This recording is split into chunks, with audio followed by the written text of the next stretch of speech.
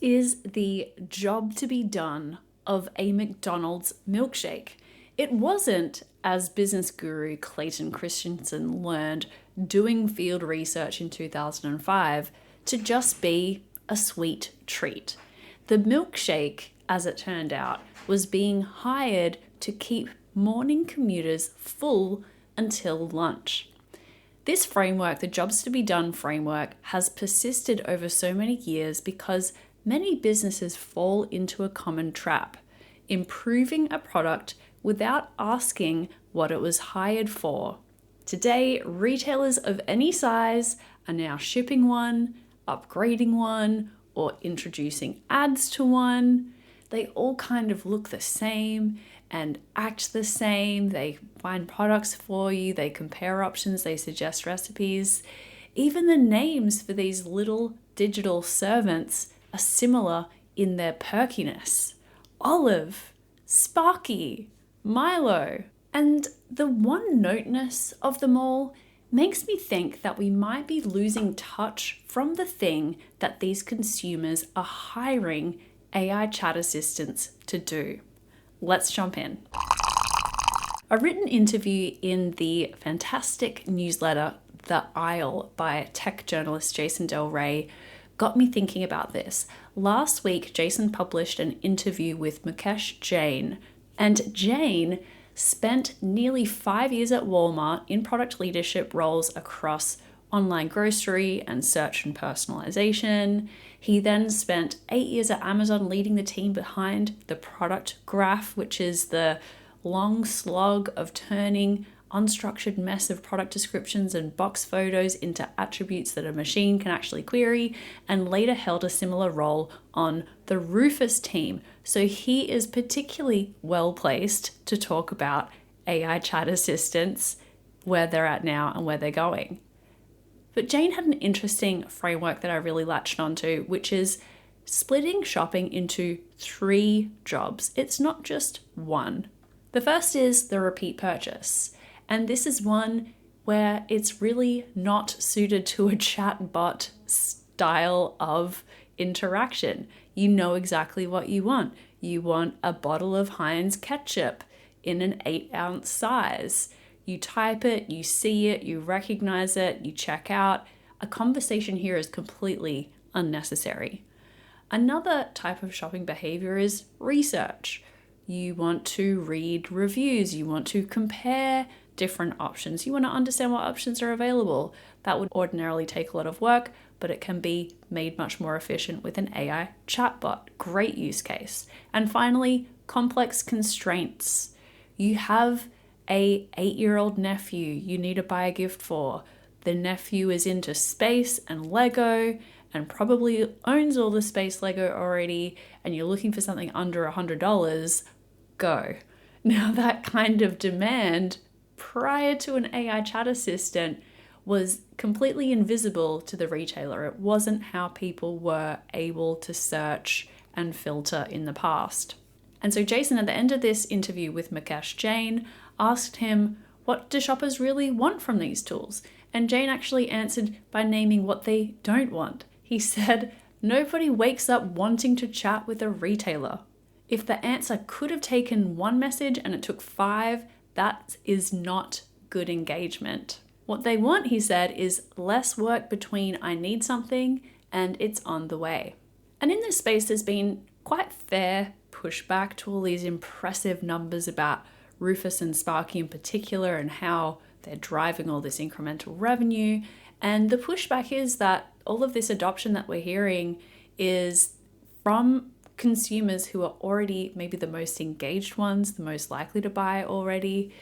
And Mukesh Jain had a sound test to kind of run that potential reality through. He said, I'd judge any of these products on how the repeat cohorts behave at month 3 and month 6, not on month 1, because every consumer's first query into an AI chat assistant looks like a keyword search with a few extra words, because we're not used to this way of engaging with an AI chat assistant. We're all carrying 30 years of habit. The question is whether those queries get longer and more complex after that.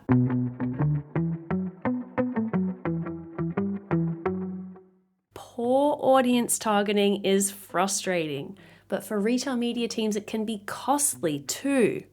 With Growth Loop's composable commerce media solution, you can turn your first-party data into hundreds of high-value audience segments and launch campaigns faster. After partnering with Growth Loop, instant commerce pioneer GoPuff scaled from 100 syndicated audience segments to more than 600. And now it takes less than 48 hours to turn around a custom segment for one of their brand partners. Learn more about how Growth Loop is powering GoPuff's best-in-class retail media operations at go.growthloop.com/breakfast. That is go.growthloop.com/breakfast. Next is the harder question. Who's going to win here? Is it going to be the horizontal assistants, the ChatGPTs, the Geminis of the world, or will the retailers be able to offer something unique that brings consumers back? And this is where Mukesh Jain is even-handed. He says the general assistants have the habit of hundreds of millions of people already visiting them every day, integrating them into their lives, and they can see across different retailers and they can compare products from anywhere and recommend across the whole market, which an agent embedded in only one store structurally cannot do. And retailers, for their part, they own the transaction, the data, and the wallet, so they have significant assets of their own. So his verdict is, I think they can coexist the way search and retail coexisted. You have discovery in one place and the transaction in another. And so the open question is who ends up owning the start of the shopping journey, and that fight is still very much on. Now, there was some interesting research that I saw a couple of months ago initially from Kantar. And Kantar this was the first wave of its AI-enabled commerce pulse, which they field from 2,000 US shoppers. This first wave was conducted in April of this year. And they found that 58% of consumers want AI tools that work across multiple retailers. And 41% of AI shoppers already use AI to compare prices across retailers.